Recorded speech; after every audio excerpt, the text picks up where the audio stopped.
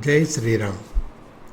విఘ్నేశ్వరుడికి వందనాలతో రవిగాడి అడ్డా స్వాగతం ప్లేలిస్ట్ వింటున్న శ్రోతలకి స్వాగతం. ఈ వారం ఎపిసోడ్ నెంబర్ 16, టైటిల్ మా నాన్నగారు వారి చిన్నతనం. క్రిందటి సంచికలో మా నాన్నగారి స్నేహితుడు చారీ గారు అమెరికాలో చనిపోవడం, వారి కుటుంబాన్ని ఆర్థికంగా ఆదుకోవడానికి మా నాన్నగారు వారి తోటి ఉపాధ్యాయులతో కలిసి ఓ ఈవెంట్ ఆర్గనైజ్ చేయడం, అందులో కన్యాశుల్కం నాటిక వేయడం, హోలీ పండుగ సందర్భంగా ఆర్య సమాజ్ వారి ప్రొసెషన్ని చూసి ఇంటికి తిరిగి వచ్చిన మేము మా నాన్న జ్వరంతో పడుకొని ఉండటం, మా అమ్మని మా నాన్నగారి బాల్యం గురించి మా అక్క అడగడము, మా అమ్మ చెప్పడం మొదలుపెట్టిందని ఆపాను. ముందుగా మా నాన్న చిన్నతనం విషయాలు తెలుసుకొని ఆ విషయాలను మా అన్నపూర్ణ అత్తయ్య సుశీల అమ్మతో వెరిఫై చేసుకొని ఓపికగా నాకు వివరించిన మా వెంకటేశ్వర్ల అన్నయ్యకి కృతజ్ఞతలతో మొదలు పెడతాను. ఇక ఈ వారం ఎపిసోడ్లోకి వెళ్తే, అది గుంటూరు జిల్లా పల్నాడు ప్రాంతం, నల్లగార్లపాడు అగ్రహారం, 1930వ సంవత్సరం అక్టోబర్ నెల 3వ తారీఖు శుక్రవారం తెల్లవారుజామున బెహరా వారి ఇంట్లో హడావడి. బెహరా వెంకట సుబ్బమ్మ గారు పురిటి నొప్పులు పడుతోంది. ఇంట్లో అత్తగారు అచ్చమాంబ గారు, మామగారు లక్ష్మీనారాయణ గారు వరండాలో ఆదుర్దాగా ఉన్నారు. ఎవరో అడుగుతున్నారు అచ్చమ్మ గారిని, మీ అబ్బాయి నందికేశ్వరరావు ఎక్కడా కనిపించడం లేదు, భార్య పురుడు పోసుకుంటే కూడా ఇంట్లో ఉండక ఎక్కడికి వెళ్ళాడో మరి అని ఆరా తీస్తోంది.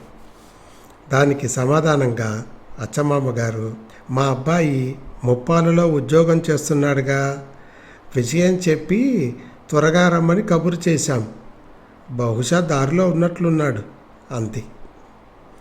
అంతలో బంధువుల్లో ఆవిడ అంటోంది, ఇది 5వ కాన్పు కదా, ఏం పర్వాలేదు అని. అయినా కూడా ఏమాత్రం వైద్యం అందుబాటులో లేని గ్రామంలో ఉంటున్నారేమో అచ్చమాంబ గారు తమ ఇలవేల్పు ఏడుకొండల వెంకటేశ్వరుడికి మొక్కుకుంటోంది ప్రసవం సుఖంగా కావాలని. అంతలో దూరంగా రేడియోలో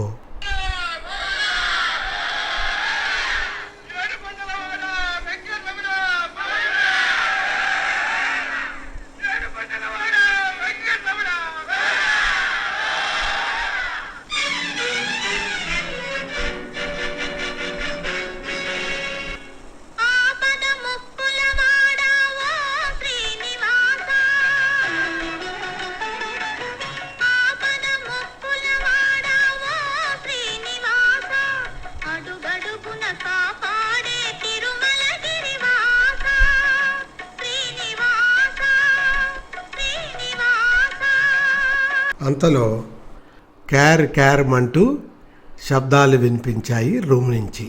తలుపు తోసుకుంటూ వరండాలకు వచ్చిన ఆవిడ అంటోంది లక్ష్మీనారాయణ అచ్చమ్మ గారిని ఉద్దేశించి, శుభవార్త, మీకు మనవడు పుట్టాడు, తల్లి బిడ్డ క్షేమం అని అంటోంది. శుభవార్త వినగానే అందరి ముఖంలో సంతోషం. వంశోద్ధారకుడు పుట్టాడని అచ్చమ్మ గారు వెంటనే తమ ఇలవేల్పు వెంకటేశ్వరుడిని మనసులో 1000 దండాలు పెట్టుకుంది. ఆ పుట్టిన అబ్బాయే మా నాన్న బెహరా వెంకట రమణారావు గారు. తమ్ముడిని చూపించు బామ్మ అంటూ మారాం చేస్తున్నారు 4 పిల్లలు. ఆగండర్రా కాసేపు, గదిలోని ఆయా మనల్ని లోపలికి రానియాలిగా అంటూ మనవరాల్ని మనవళ్ళని ఆప్యాయంగా కౌగలించుకుంటోంది అచ్చమ్మ గారు. ఒసే సుబ్బు, తమ్ముళ్ళని సముదాయించు అని అంటోంది అచ్చమ్మ గారు. అక్కమాట జవదాటని తమ్ముళ్ళు సత్యనారాయణ గారు, నాగభూషణరావు గారు, ప్రసాదరావు గారు బుద్ధిగా అక్కమాట విని ఆడుకోవడానికి వీధిలోకి వెళ్ళారు. కాసేపటికి పురుడు పోసిన ఆయా అమ్మగారు లోపలికి రావచ్చు అంటూ కేకేసింది తలుపు అవతల నుంచి. తలుపు తీసుకొని గదిలోపలికి వెళ్ళిన లక్ష్మీనారాయణ గారు, అచ్చమాంబ గారు తమ కోడల్ని మనవడిని చూసి మురిసిపోయారు. అలసిపోయిన మొహం, తెల్లటి నుదుటి మీద పెద్ద కుంకుమ బొట్టు, తలకు బట్ట కట్టుకొని మంచం మీద పడుకొని ఉంది సుబ్బమ్మ గారు. ప్రక్కనే చీరలో చుట్టబడి క్యార్ క్యార్ అంటూ ఉన్నవాడు పసివాడు. అత్తమామల్ని చూడగానే మొహంలో చిరునవ్వు మెరిసింది సుబ్బమ్మ గారికి. ప్రేమతో పసివాడిని చూపిస్తోంది. పసివాడు చూడటానికి చామన్ ఛాయ రంగు ఉన్నప్పటికీ మొహంలో వాళ్ళ అమ్మ కళ కొట్టొచ్చినట్లు కనిపిస్తున్నాయి. పురుడు పోసిన ఆయా అంటోంది. ప్రసవం జరిగేటప్పుడు కొద్దిగా ఆదుర్త పడ్డామని ఆ ఏడుకొండవాడి దయతో తల్లి బిడ్డ క్షేమమని చెబుతోంది. అంతలో బయట నుంచి పిల్లల అరుపులు, నాన్న వచ్చాడని. అప్పుడే ఎడ్లబండి దిగి ఇంటిలోకి అడుగు పెడుతున్నారు నందికేశ్వరరావు గారు. ఎరా అబ్బాయి, బాగున్నావా? నీకు శుభవార్తరా, కొడుకు పుట్టాడు అంటోంది అచ్చమ్మ తన కొడుకుతో. తల్లి బిడ్డను చూసి అందరూ సంతోషించారు. నల్లగార్లపాడులో ఉన్న బెహరా కుటుంబాలన్నీ పురుడు పాటించాయి. బెహరావారి కుటుంబంలో పురుడు మైల తప్పక పాటించేవాళ్ళు ఆ తరం నుంచి నేటి వరకు. ఇలా చూస్తుండగానే 21 రోజులు గడిచి బారసాల చేసే రోజు రానే వచ్చింది. ఆ ఏడుకొండలవాడి దయతో కాన్పు తేలిగ్గా అయ్యి తల్లి బిడ్డ క్షేమంగా ఉన్నారని అంటూ అచ్చమాంబ గారు మనవడికి వెంకటరమణారావు అని నామకరణం చేశారు. తమ 5వ సంతానం కావడం మూలాన చిన్నప్పటి నుంచి అక్క అన్నయ్యల మధ్య ముద్దుల తమ్ముడిగా పెరిగారు మన వెంకటరమణారావు గారు. ఆడుకోవడానికి 3 అన్నయ్యలు ఉన్న తన చిన్నన్నయ్య ప్రసాదరావు గారంటే ఎంతో ఇష్టం. ఆయనతోనే ఎక్కువగా ఆటపాటలు. మిగతా అన్నయ్యలు సత్యనారాయణరావు గారు, నాగభూషణ్ రావు గారంటే ఎంతో అభిమానం, ప్రేమ ఉండేది. రమణారావు గారి తర్వాత నందికేశ్వరరావు, సుబ్బమ్మ గార్లకు 3 పుత్రికలు జన్మించారు. వారే అన్నపూర్ణమ్మ, సీతారామమ్మ, అచ్చమాంబ గారులను. మా బామ్మ సుబ్బమ్మ గారికి వెంటనే కాన్పులు జరగడం మూలాన పెద్ద కూతురు సుబ్బమ్మ పిల్లల ఆలనా పాలన చూసేది. పిల్లలకు పండ్లు తోవడం, స్నానం చేయించడం, భోజనం పెట్టే పనులు అన్నీ తనే చూసుకునేది. ఈ క్రమంలో సుబ్బమ్మ గారికి తన చిన్న తమ్ముడు వెంకటరమణారావు అంటే ఎంతో ఇష్టం. అలానే రమణారావుకి వాళ్ళ అక్క అంటే వల్లమాలిన ప్రేమ. అలా మన వెంకటరమణారావు గారు బాల్యము అన్నయ్యలు చెల్లెళ్ళతో ఆడుకుంటూ కొన్ని సంవత్సరాలు హాయిగా గడిచాయి. సుబ్బమ్మ గారు వారి పిల్లలందరినీ కూర్చోబెట్టి విజయ సాధని అనే పుస్తకాన్ని బోధించేవాళ్ళట. తర్వాత రోజుల్లో పేరుబడిన పెద్ద బాల శిక్ష లాంటి పుస్తకం అది. అందులో లేని విషయాలంటూ లేవు. ఆ పుస్తక జ్ఞానంతోనే పిల్లలంతా మెరికెల్లా తయారయ్యారట. 5 సంవత్సరాల వయసు వచ్చిందేమో అక్షరాభ్యాసం చేసి బడికి పంపే సమయం వచ్చింది. నల్లగాల్పాడులో ఉన్న ఒకే ఒక్క బడి ఏకోపాధ్యాయ పాఠశాల ఉండేదట. అంటే ఒకే ఉపాధ్యాయుడు బోధించే పాఠశాల అన్నమాట. ఆ పాఠశాల నడిపే ఉపాధ్యాయుడు నేతి ఆంజనేయులు గారు, వారి వంశస్థులు. వారే అన్ని సబ్జెక్టులు 5వ తరగతి దాకా బోధించేవాళ్ళట. ఆ ఊరిలో అక్షరాభ్యాసం జరిగే తంతు గమ్మత్తుగా ఉండేది. ముందుగా మాస్టారు తన పిల్లల్ని తీసుకొని అక్షరాభ్యాసము చేయవలసిన ఇంటికి ఊరేగింపుగా వెళ్ళేవారట. అప్పుడు మాస్టారు పిల్లవాడికి వాళ్ళ ఇంటిలోనే అక్షరాభ్యాసం శాస్త్రోక్తంగా చేసి పిల్లవాడిని తీసుకొని మిగతా పిల్లలతో కలిసి బడికి ఊరేగింపుగా వెళ్ళేవారట. ఇలా అక్షరాభ్యాసం చేసిన మాస్టారుకు కొత్త బట్టలు దక్షిణ ఇచ్చేవాళ్ళట.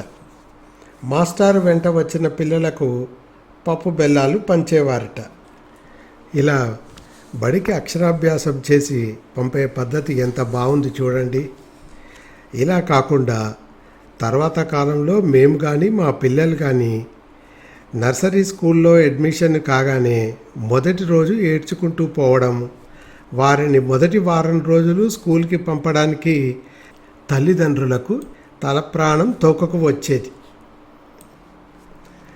ఇలా మా నాన్నగారు బెహరా వెంకట రమణారావు గారు అక్షరాభ్యాసం కార్యక్రమం ముగించుకొని వచ్చిన తోటి విద్యార్థులతో కలిసి ఇంటి వెనక వీధిలోనే 100 అడుగుల దూరంలో ఉన్న బడికి వెళ్ళారట. ఇలా అక్షరాభ్యాసం చేసుకున్న వాళ్ళు మా నాన్న తరంలోనే కాక మా వెంకటేశ్వరరావు అన్నయ్య కూడా ఇలానే అక్షరాభ్యాసం అయిందట. మా అన్నయ్య అక్షరాభ్యాసము జరిగినప్పుడు మా తాతయ్య ఈ పండగ జరిపించాట. మాస్టారికి 1.5 రూపాయల దక్షిణ, మా అన్నయ్యకి కొత్త లాగు చొక్కా, వచ్చిన తోటి విద్యార్థులకు పప్పు బెల్లాలు పంచారట. మన నల్లగార్లపాడు అగ్రహారంలో ఉన్న ఒకే ఒక్క పాఠశాలను నడిపి మన వంశంలోని మా నాన్న, పెదనాన్నలు, బాబయ్యలు, అత్తయ్యలు, వీరే కాక మన జనరేషన్కి సంబంధించిన వెంకటేశ్వరరావు అన్నయ్య వరకు అక్షరాభ్యాసం చేసి తర్వాత కాలంలో వారు ఎంతో విద్యావంతులుగా కావడానికి తోడ్పడిన నేతి ఆంజనేయులు గారి వంశస్థులకు శిరస్సు వంచి పాదాభివందనలు తెలుపుకుంటాను. ఇక్కడ మనము బ్రేక్ తీసుకుందాం. నల్లగార్లపాడు ఊరిలో ఇందాక చెప్పినట్లు 5వ తరగతి దాకే పాఠశాల ఉందని, దాని తర్వాత తరగతులు చదువుకోవాలనుకుంటే టౌన్కి వెళ్ళవలసి వచ్చేదని, అటువంటి పరిస్థితిలో మా నాన్నగారు ఏం చేశారు, వారిని ఆదుకున్న వారెవరు అని తెలుసుకోవాలనుకుంటున్నారా? అయితే వచ్చే ఎపిసోడ్ దాకా ఆగాలి మరి. ఇట్లు భవదీయుడు బెహరా వెంకట రవికుమార్, కేర్ ఆఫ్ రవిగాడి అడ్డా. ఈ ఎపిసోడ్ని ఆసక్తిగా వింటున్న మీకు ధన్యవాదాలు. ఇటువంటి అందమైన ఎపిసోడ్స్ని మళ్ళీ మళ్ళీ వినాలనుకుంటున్నారా? అయితే లైక్, షేర్ ఇంకా సబ్స్క్రైబ్ చేయడం మర్చిపోకండి. అలాగే ఆ కింద ఒక బెల్ ఐకాన్ కనిపిస్తోందా? అది కొడితే మా డాడీ కొత్త ఎపిసోడ్ అప్లోడ్ చేయగానే మీకు నోటిఫికేషన్ వచ్చేస్తుంది. Thank you for listening.